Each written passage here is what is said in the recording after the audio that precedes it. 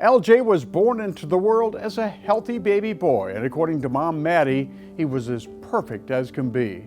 But when he hit 19 months, they noticed he wasn't acting like himself. So LJ always is laughing. He is never crying.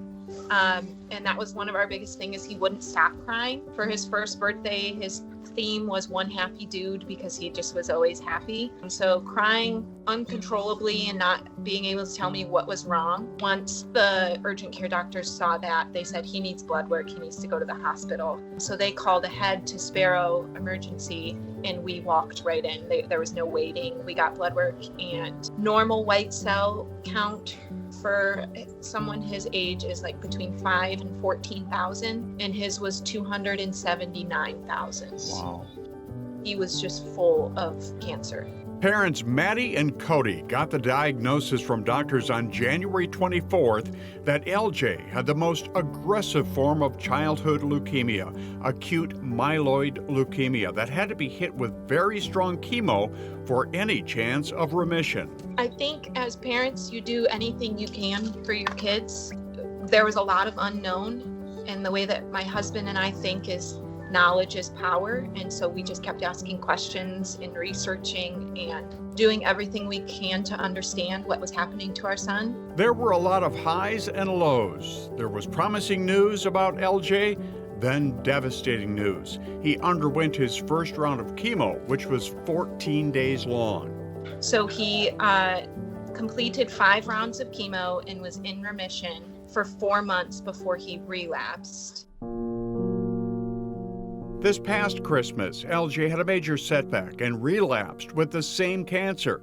And while getting treatment, he became sick with RSV and was transferred to Helen DeVos and put on a vent and oscillator. The doctor made it very clear to us that he wasn't sure if he was going to make it through the night. He was ventilated, and he had to relearn how to hold up his head. He had to relearn how to sit up. He had to relearn how to walk. He's just now been walking for a couple of weeks now by himself. He had to relearn how to swallow, how to eat.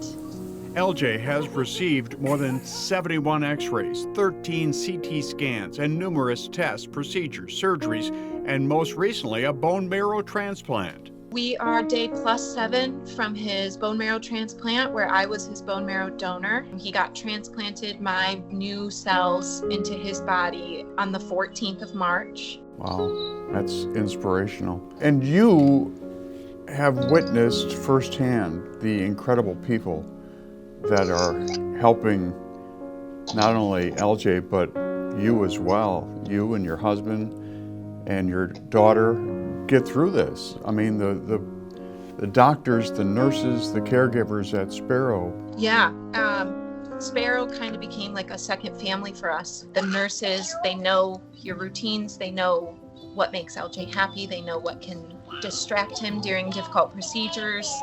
The doctors there, I trust them with everything that I have. Hi, LJ. Asking about you.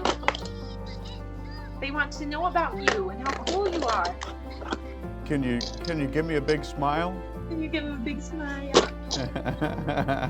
I've heard you. There it is. I saw it. That's pretty good.